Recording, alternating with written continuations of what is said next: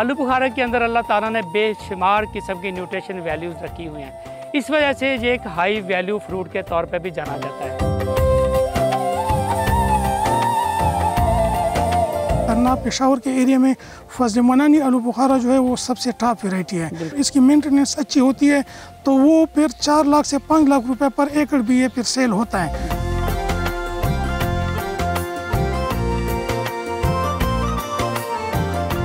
हमारी जनरेशन के जो बच्चे हैं उनको एग्रीकल्चर का अनफॉर्चुनेटली बिल्कुल पता ही नहीं है। इसमें बहुत ज़्यादा स्कोप है इकोनॉमी जनरेशन में, रेवेन्यू जनरेशन में, हमारी मईशत, हमारी सयाहत। यहाँ हम ठीक ठाक रेवेन्यू जनरेट कर सकते हैं। यहाँ हम फार्म स्टे कर सकते हैं, फार्म टूर्स करवा सकते हैं, फार्म टू डाइनिंग टेबल्स करवा सकते हैं, हम यहाँ पर कम्युनिटी इंगेजमेंट करवा सकते हैं।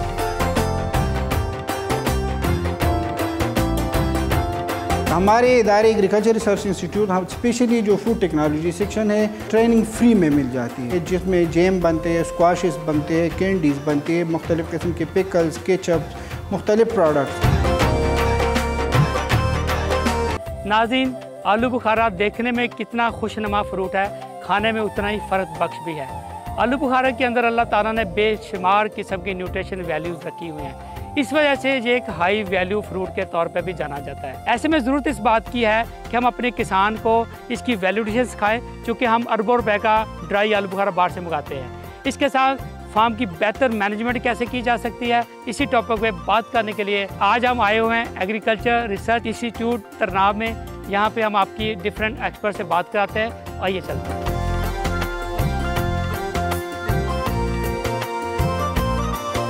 आलू बुखारा पाकिस्तान की एक बहुत बड़ी फसल है और आज हम मौजूद हैं तरनाब फार्म के अंदर। मेरे साथ मौजूद हैं नर्सरी फार्म के जो ओनर हैं सैफुर रहीम साहब। सबसे पहले बताइए कि ये जो तरनाब में कितने पौधे यहाँ से तैयार किए जाते हैं और कौन कौन से इलाके में यहाँ से पौधे जाते हैं? प्लम में 2-4 वेराइटीज़ जो हमारे एग्रीकल्चर स्टेशन ने वहाँ पर तरनाब ने हमें दिए अप्रूव करके, तो इसमें जी फजल मनानी जो हमारा इस पेशावर और केपी के लिए है ना, तो इसके लिए फजल मनानी सबसे टॉप पर है।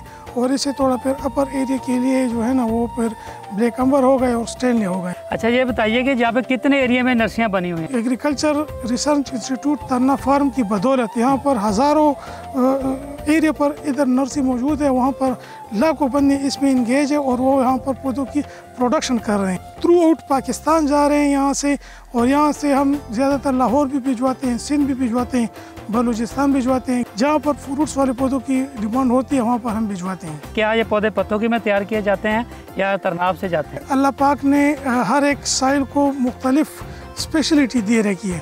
तो लाहौर पतोकी में जो स्पेशलिटी है वहाँ पर ज़्यादातर सिट्रस के पौधे उगते हैं, वो भी जुदा वैरायटी है, नहीं वो वहाँ पर शक्री है, मौसमी है। इधर जो अल्लाह ने इसको स्पेशलिटी दी है यहाँ पर जो है ना, तो सलोशियाना है, टराको है। इसी तरह आलू बुखारा के पौधे जो है ना, ये सिर्फ और अल्हम्दुलिल्लाह ये तरनाब के एरिया में जो है ना, ये एरिया इसके लिए सूटेबल है, यहाँ का एटमॉस्फेयर इसके लिए सूटेबल है, यहाँ तैयार होते हैं और थ्रू आउट पाकिस्तान हम सप्लाई देते हैं। भाई, 1 एकड़ में कितने पौधे ग्राफ्टिंग के लिए आप लगाते हैं? ये तकरीबन जब इसका रूट स्टॉक होता है तो ये तकरीबन से 50,000 हम कटिंग लगाते हैं। 50,000 पौधा 1 एकड़ का? 1 एकड़ का। ये 1 एकड़ में तकरीबन 5-10 हज़ार ये सूख जाते हैं। 40,000 हमारे साथ रह गए हैं। जब हम इस पर फजल मनानी आलू बुखारे का पेवन लगाते हैं, तो वो पेवन भी हम जब लगाते हैं तो ये तकरीबन हम फरवरी में इसकी हम कटिंग लगा देते हैं। फिर सावन के बाद इसमें हम ग्राफ्ट लगा देते हैं, तो ये फिर आगे तकरीबन 1.5 साल में ये तैयार हो जाता है। ठीक है, तो ये जो पेवन के बाद और रेडीमेड होने का इस प्रोसेस में भी तकरीबन यानी बकाया जो 40,000 रह गए हैं, तो उसमें से भी तकरीबन 5,000 समथिंग ये मिस हो जाते हैं। 1 एकड़ में से कितने पौधे निकल आते हो, कितने का पौधा बिकता है? सर, ये 1 एकड़ में तकरीबन कोई 35,000 प्लस माइनस पौधे निकल आते हैं। आप अगर फ़र्ज़ करो हार्डली इसको हम 100 से मल्टीप्लिकेशन दे तो ये तकरीबन 35 लाख बन जाते हैं। ठीक है। 35 लाख में सर इनकी केयर हो जाती है, 1.5-2 साल का खर्चा निकाल ले, फिर निकालने का खर्चा लगा दे तो तकरीबन 5 से 7 लाख ये निकालने हार्डली। ठीक है, तो तकरीबन 28-30 लाख रुपए 1.5 साल में ये फार्मर्स के लिए नेट प्रॉफिट है जी। आपके पास कितने पौधे देने की सलाहियत मौजूद है? 1 से 2 लाख पौधे हम आपको 1 साल में दे सकते हैं जी। ठीक है, अगर इसके साथ आपको ज़्यादा चाहिए तो फिर हम मुख्तलिफ गवर्नमेंट डिपार्टमेंट हमसे एग्रीमेंट कर लेते हैं। हम सिर्फ उनके लिए फिर पौधे तैयार कर लेते हैं। अगर हम कहते हैं कि हमें 5-10 लाख पौधे चाहिए तो एक साल पहले हमसे एग्रीमेंट कर लेते हैं, फिर हम उनके लिए 8-10 लाख पौधे तैयार कर देते हैं। वो किसान भाई जो आलू बुखारा की नर्सरी खुद तैयार करना चाहते हैं, इनकी मॉडर्न ज़मींदार नर्सरी है, वहाँ से ट्रेनिंग ले सकते हैं। आप पौधे यहाँ से ख़रीद सकते हैं। पूरे पाकिस्तान में इनका सप्लाई चेन है। आइए अब आपको हम बाग में लेके चलते हैं, वहाँ पे दिखाते हैं कि जो ग्रोन प्लांट है वो किस तरह का लगता है। वहाँ पे सैफ साहब ने फ्रूट लगाए हुए, वो कैसे वहाँ पे उगाए गए हैं और कितना फ्रूट दे रहे हैं।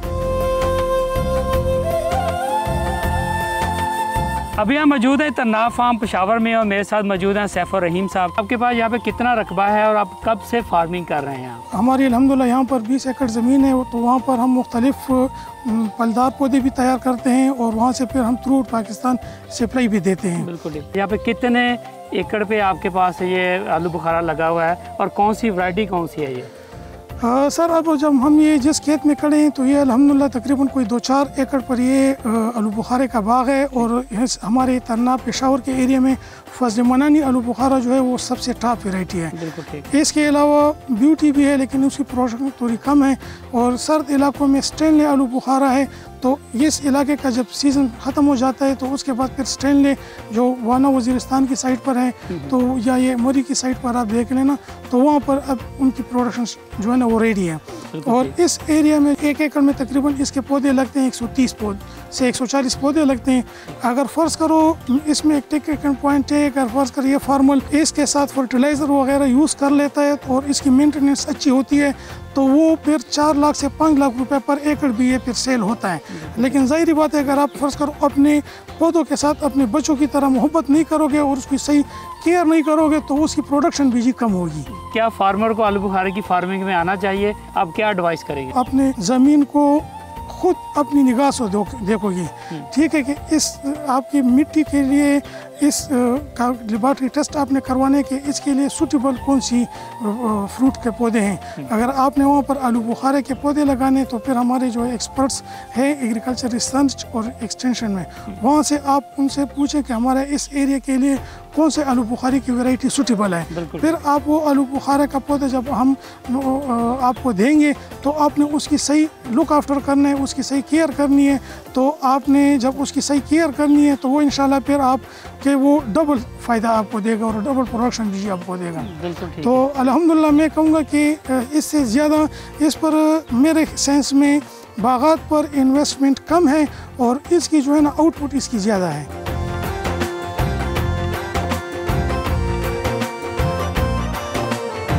हमारे किसान किस तरह प्लम गार्डन की टूरिज़्म से पैसा कमा सकते हैं, इस टॉपिक पर बात करने के लिए मेरे साथ मौजूद मेहमान मौजूद हैं डॉक्टर ज़नारा मुमताज़ साहिबा जो कि लेक्चरर हैं कोहिस्सार यूनिवर्सिटी मरी में और इनका डिपार्टमेंट है टूरिज़्म एंड हॉस्पिटैलिटी मैनेजमेंट। और मेरे साथ दूसरे मेहमान हैं डॉक्टर अवैस खान, ये एसोसिएट प्रोफेसर हैं इसी यूनिवर्सिटी में। इनसे बात करते हैं कि किस तरह हमारे जो किसान हैं प्लम गार्डन टूरिज़्म से इसको आइडिया को लेके additional income बना सकते हैं। So here we are already in a wonderful, beautiful plum gardens and it is a little bit elevated. plum की बात शुरू करते हैं। plum मेरा अपना भी बहुत ज़्यादा फेवरेट फ्रूट है क्योंकि इसकी हेल्थ के पॉइंट ऑफ व्यू से वैल्यू बहुत ज़्यादा है और फिर है भी प्लम्पी सा, सॉफ्ट सा, स्क्विशी सा, जूसी सा। तो जी अब हम आते हैं plum agriculture tourism, how they are all connected. So the thing is plum gardens में अगर हम टूरिस्ट को लेके आए, हम बच्चों को लेके आए, हम यूनिवर्सिटी के स्टूडेंट्स को लेके आए, ना सिर्फ उनको एग्रीकल्चर का पता चलेगा क्योंकि हमारे यहाँ हमारी जनरेशन के जो बच्चे हैं उनको एग्रीकल्चर का अनफॉर्चुनेटली तारीख उनको बिल्कुल पता ही नहीं है कि एग्रीकल्चर क्या है। और हमारे जो बड़े बूढ़े होते थे, इवन मेरी अम्मी इतनी ज़बरदस्त गार्डनिंग करती हैं तो हमारे बच्चों को बस अब तो उनको सब कुछ मिल जाता है घरों में, तो उनको ये भी आइडिया नहीं है कि सीड डालना पड़ रहा है या हमें पीच की रूट डाल के और उसके ऊपर हम प्लम को ग्राफ्ट करें। They just don't know. उनके लिए तो बस ये एक आलू बुखारा है, प्लम है, प्लम कलर का एक फ्रूट है एंड दैट्स इट। तो इसमें बहुत ज़्यादा स्कोप है इकोनॉमी जनरेशन में, रेवेन्यू जनरेशन में, हमारी मईशत, हमारी सयाहत, हर लिहाज से मल्टी डायमेंशनल इसके स्कोप्स हैं। But we need to aware people, we need to educate them. और हमारे जो किसान हैं वो किस तरह अपने गार्डन्स को प्लम गार्डन टूरिज्म में कन्वर्ट कर सकते हैं? या मैं जब चाइना में थी, मैंने एमफिल चाइना से किया और मेरा जो डोमेन था दैट वाज एग्री टूरिज़म। तो ये वहाँ पे शी जिनपिंग का एक बहुत बड़ा उनका गवर्नमेंट लेवल का, नेशनल लेवल का प्रोजेक्ट है green economy, agri tourism, green city, smart city. So वहाँ पे चूँकि आपको पता है कि चाइना एक एग्रीकल्चरल लैंड है, अगर हम उनकी हिस्ट्री देखें तो वहाँ पे वो अपने जो कंट्री साइड्स हैं उनका जो रूरल एरियाज़ है उसकी डेवलपमेंट को वो कैसे कर रहे हैं, एग्रीकल्चर टूरिज़म के ज़रिए से वो उसको जो है ना डेवलप कर रहे हैं। सारी रूरल डेवलपमेंट बेस करती है। तो वो करते क्या हैं कि वहाँ पे आपके जो गवर्नमेंट स्कूल्स हैं, आपके इंटरनेशनल स्कूल्स हैं, it is a must. Agriculture tourism, agriculture को स्टडी करना, टूरिज़म को स्टडी करना, लोकल एरियाज़ में जाना, आपके लैंड वहाँ पे कंट्री साइड में फर्टाइल है, वहाँ पे वाटर रिसोर्सेज है, ये सारा उन्होंने ना करिकुलम का हिस्सा बना दिया है। तो क्यों ना हम भी इसका जो है इसी तरीके से उस मॉडल को अपनाएं और यहाँ पे हम इस चीज़ को फ्रूटफुल बनाएं। जी डॉक्टर वैस खान साहब, आप बताइए कि हमारे जो किसान हैं वो किस तरह की टूरिज़म अट्रैक्शन अपने फार्म पे क्रिएट करें कि ताकि मैक्सिमम लोग उसके फार्म को विज़िट करें। बात यह है कि ये हमारा पूरा पाकिस्तान इस वक्त डिपेंड करता है एग्रीकल्चर पे, और टूरिज़म हमारे लिए एक बहुत ख़ास इंडस्ट्री है। बस थोड़ी सी कुछ बदकिस्मती हमारी ये है कि टूरिज़म को इंडस्ट्री अभी तक माना नहीं जाता, लेकिन कोशिश उसमें हम अपनी पूरी कर रहे हैं। इंशाल्लाह करीब ये चीज़ें सॉल्व हो जाती हैं। दूसरी बात ये है कि जहाँ हम यहाँ खड़े हैं, ये हमारा एक प्लम ब्लॉक है। हम सिर्फ इस गार्डन को देख के बात करें तो सर यहाँ एग्री टूरिज़म के हवाले से बहुत ज़्यादा एक्टिविटीज़ हो सकती हैं।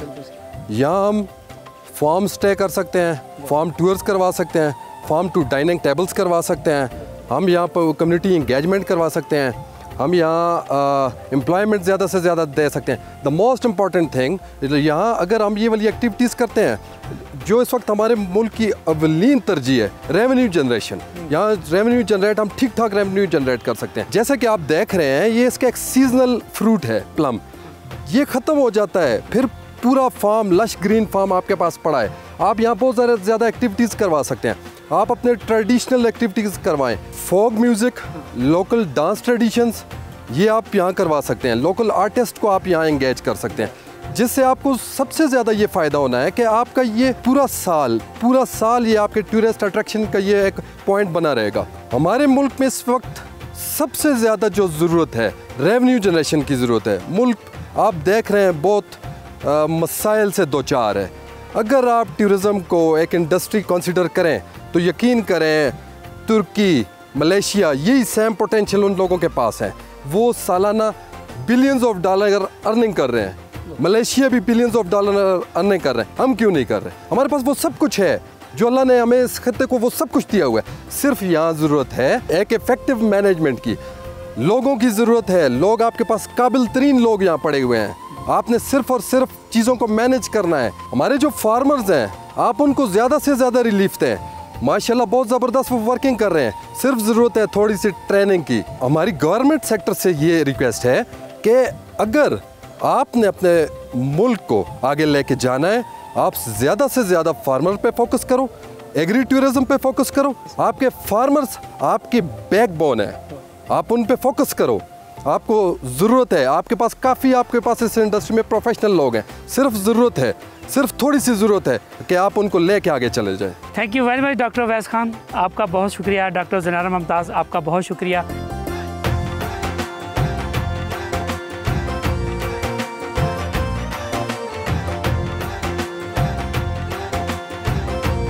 मेरे साथ मौजूद हैं हफीज़ुर रहमान, जो यहाँ पे PRO हैं, हॉर्टिकल्चरिस्ट हैं। इनसे हम आलू बुखारा की बेहतर काश्त के बारे में, इसकी वैरायटी के बारे में पूछते हैं। बहुत शुक्रिया हफीज़ साहब, आपने हमें टाइम दिया। सर, सबसे पहले बताइए कि ये जो आपका अदारा है, ये कब से कायम है और आलू बुखारे पे क्या काम कर रहा है आपका अदारा? बिस्मिल्लाहिर्रहमानिर्रहीम। इदारा तो इसका तकरीबन ये 1901 से काम कर रहा है। सेंचुरी हुआ है, बहुत पुराना हुआ है, रिसर्च इंस्टीट्यूट है। और यहाँ पे मुख्तलिफ़ फ्रूट्स पे हम काम करते हैं, पीचेस पे और उस पे आलू बुखारे पे, लौकाट है, ग्रेप्स है, सब कुछ, बहुत ज़्यादा फ्रूट्स है। लेकिन आपने जो पूछा है आलू बुखारा के बारे में, तो हमारी जो बेहतरीन वैरायटी है वो मतलब फजल मनानी उसको हम कहते हैं। और सारा जो सराउंडिंग एरिया है वहाँ पे बेहतरीन किस्म के फ्रूट्स, इसके क्वालिटी फ्रूट्स पैदा होते हैं, जो डिस्टेंट जो मार्केट है हमारे लाहौर है, कराची तक वो सप्लाई हो जाता है। जाते हैं और उसकी बहुत अच्छी क्वालिटी है। कौन कौन सी और वैरायटी हैं जो आलू बुखारा की बड़ी रिकमेंडेड वैरायटी है? हाँ, ये हमारा जो डिफरेंट जोन है, क्लाइमेटिक जोन है, तो इसके मुख्तलिफ मतलब स्वाद में अलग वेराइटीज़ है उसकी। रेड ब्यूट भी वहाँ पे चलता है और ये जो फजल मनानी है ये वहाँ पर भी अच्छी परफॉर्मेंस देता है। और भी वेराइटीज़ है इस तरह, स्टैनले है और ब्लैक अंबर है, लेकिन वो वहाँ पे मतलब काश होते हैं। और यहाँ पे हमारा जो प्लान में है ये मेनली फजल मनानी है, वो हम काश करते हैं। आलू बुखारे के फी एकड़ कितने पौधे लगते हैं इसके? एकड़ के हिसाब से अगर आप 20 बाई 20 पे लगाना चाहते हैं फार्मर, ये रिकमेंडेड डिस्टेंस है ना, मतलब प्लांट टू प्लांट 20 फीट और रो टू रो 20 फीट, तो फिर 109-110 पौधे आते हैं फी एकड़ में। बास फार्मर इस तरह भी करते हैं कि उसमें कुछ इंटरक्रॉपिंग वगैरह करते हैं, तो वो 22 बाई 22 पे लगाते हैं, तो उसमें थोड़ा फिर वो पौधे कम आते हैं। तो इंटरक्रॉपिंग कौन कौन सी इसके साथ की जा सकती है? सब्जियां लगाई जा सकती हैं या क्या लगा? लोग तो ज़्यादातर उसमें गंदम वगैरह वीट क्रॉप करते हैं, लेकिन वो हम ज़्यादा रिकमेंड नहीं करते। आपका अदारा क्या रिकमेंडेशन देता है कि अगर पैदावार बढ़ाएं कौन सी खाद इस्तेमाल करें, क्या बेहतर मैनेजमेंट कैसे की जा सकती है? यहाँ पे सॉइल साइंस का अलग सेक्शन है, इस तरह डिजीज़ वगैरह, प्लांट पैथोलॉजी हमारा अलग सेक्शन है, एंटोमोलॉजी अलग सेक्शन है, तो मुख्तलिफ एडवाइजरी सर्विसेज वो लेते हैं यहाँ पे। और जितनी मतलब फर्टिलाइज़र हो या इस तरह बेस्ट वो जो रिकमेंडेड डोजेज है जो फार्मर वो इस्तेमाल करते हैं, बेहतर मैनेजमेंट करते हैं, तो वो ज़्यादा वो पैदावार ले लेते हैं। कौन सी खाद कितनी इस्तेमाल करें? तो इस तरह मतलब हम रिकमेंड करते हैं कि डेरानी खाद वो इस्तेमाल करें दिसंबर जनवरी में, और DAP वगैरह अगर हो सके तो पर ट्री कम से कम 1 kg ना, वो आजकल महंगा है वो, तो ½ kg वो डाल सकते हैं। और इस तरह यूरिया kg तकरीबन, पोटाश इस तरह 1 kg तो पर ट्री। तो अगर ये मतलब डोज वो इस्तेमाल करे तो इंशाल्लाह इससे इसकी बागात की लाइफ भी ज़्यादा हो जाती है और मैनेजमेंट भी सही रहती है, पैदावार पे असर होता है। तो ऑन एवरेज कितना टाइम लेता है ये बाग की, कितनी उम्र होती है इस बाग की जो है पौधे? ये फिर वही बात आ जाए कि डिपेंड्स ऑन मैनेजमेंट। अगर आप डिजीज़ कंट्रोल करें उस पर, उसको मतलब फर्टिलाइज़र एप्लीकेशन रेगुलर हो और इस तरह और मैनेजमेंट उसकी सही हो, तो ये कम से कम 20 ईयर्स तक तो ये अच्छी पैदावार देते थे।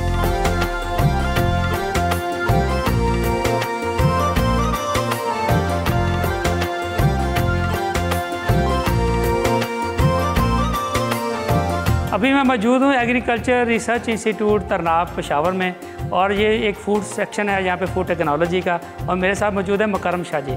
मुकरम शाह साहब जो हैं यहाँ पे सीनियर रिसर्च ऑफिसर हैं, फूड टेक्नोलॉजिस्ट हैं।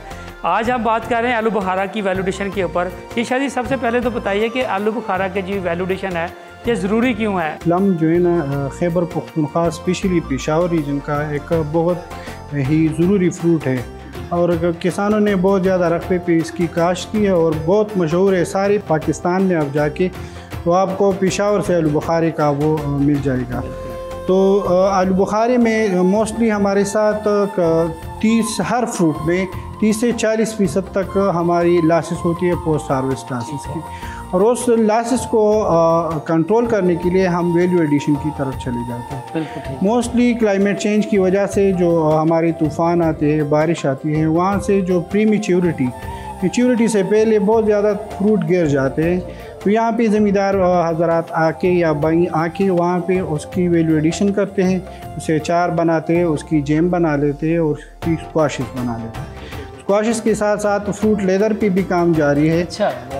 और मुख्तलिफ जो नॉमिनल चार्जेस है वो ज़मींदार पे करके, फॉर एग्ज़ाम्पल प्रोसेसिंग चार्जेस है वो हर एक फ्रूट की, चाहे प्लम हो जो भी फ्रूट हो, वो यहाँ पे आके 40 रुपये के हिसाब से वो पे करके सरकारी जो रेट है, जो अप्रूव्ड रेट है, उस पे वो पे करके उससे अपने लिए एक वैल्यू एडिशन प्रोडक्ट बना लेते हैं। तो मुकरम शाह जी, सबसे ज़्यादा जो हमारा इस्तेमाल होने वाली चीज़ है वो है ड्राई जो है प्लम जो है, खुश्क आलू बुखारा। तो खुश्क आलू बुखारा जो है ये कैसे, क्या मेथड क्या है इसके मुख्तलिफ ड्राइंग के मेथड्स है, डिहाइड्रेटर्स है, सोलर ड्राइंग है, अभी टनल्स आ गए हैं, उसमें जो हमारे डी खान स्टेशन है उसमें अभी लगी हुई है, तो उसकी थ्रू वो टनल्स में ट्रेस रख के उसकी थ्रू टेम्परेचर और ह्यूमिडिटी कंट्रोल करके उसको ड्राई कर लेते हैं। एक कमर्शियल डिहाइड्रेटर होते हैं, हमारे साथ भी है और कमर्शियल भी फैसलाबाद में बनते हैं। उसको आप इस्तेमाल करके उससे ड्राइड आलू बुखारा, जो उसकी बहुत बड़ी मांग है, पाकिस्तान में आती है, यूज़ हो जाती है, शरबतों में भी यूज़ होती है, फूड मटीरियल में भी यूज़ होती है, तो उन चीज़ों को कवर कर सकते हैं। तो मकरम शाह जी, कितना ज़रूरी है ये जो आलू बुखारा का जो ड्राई करना? ज़ाहिर बात आपने कहा, उसके लिए कौन सा फ्रूट इस्तेमाल किया जाता है ड्राई करने के लिए? जो पका फ्रूट हो, जो मैंने आपको कहा 30 से 40% पोस्ट हार्वेस्ट और प्री हार्वेस्ट लॉसेस होती है, तो वो फ्रूट जो बहुत ज़्यादा पक जाते हैं, क्योंकि हमारे ज़िम्मेदार भाइयों को ये पता नहीं होता ये किस मैच्योरिटी इंडेक्स या किस स्टेज पे उतारना होता है, तो स्टेज के उसकी TSS मालूम करनी पड़ती है, मैच्योरिटी इंडेक्स मालूम करते हैं, ये बेचारों को पता नहीं, उसको एजुकेट करना पड़ता है, तो वो मोस्टली गिर जाते हैं और ज़मीन पे ख़राब हो जाते हैं या गल सड़ हो जाते हैं। तो वही फ्रूट आप यहाँ पे ला के उसको ड्राई भी कर सकते हैं और उसको जो है ना स्क्वाशेस और जैम में भी इस्तेमाल कर सकते हैं, क्योंकि उसमें जो न्यूट्रेंट है, न्यूट्रिशन है उस प्लम में बहुत ज़्यादा है, विटामिन E, मुख्तलिफ विटामिन होते हैं उसमें, तो आयरन होती है, तो वो ह्यूमन कंजम्पशन के भी लिए अच्छा होता है और फार्मर को भी एक इकनॉमिक वैल्यू की शक्ल में मिल जाए। ये जो आपने जैम बनाया है, इसका अगर लोग अपनी कोई ख़वातीन है, जैसे किसानों की घरों में जो ख़वातीन हैं, वो ट्रेनिंग लेना चाहें या कोई अदारा जो जैसे बड़ी फूड कंपनी है, तो उनके लिए आपका जो फूड टेक्नोलॉजी अदारा क्या फैसिलिटी देता है? हमारे इदारे एग्रीकल्चर रिसर्च इंस्टीट्यूट, हम स्पेशली जो फूड टेक्नोलॉजी सेक्शन है, वो स्टूडेंट्स को भी एक प्लेटफार्म मुहैया कर लेते हैं जिस पे वो BS लेवल के, MS लेवल के और PhD लेवल की रिसर्च करते हैं। मुख्तलिफ वो स्टूडेंट्स जो है ना, वो इनोवेटिव जो नई प्रोडक्ट्स है, दुनिया में नई ट्रेंड चल रही है फूड इंडस्ट्री की, अभी जैसे आप देख रहे हैं फर्मेंटेड फूड की तरफ लोग जा रहे हैं, ऑर्गेनिक फूड की तरफ, तो उस पर रिसर्च होती है। जो हमारे टेक्नोलॉजी स्टैंडर्डाइज हुए हैं, जिसमें जैम बनते हैं, स्क्वाशेस बनते हैं, कैंडीज़ बनती है, मुख्तलिफ़ किस्म के पिकल्स, केचप, मुख्तलिफ प्रोडक्ट्स, चाहे वो प्लम से रिलेटेड हो, किसी और फ्रूट से रिलेटेड हो, तो उसकी लोगों को हम फ्री ट्रेनिंग भी देते हैं।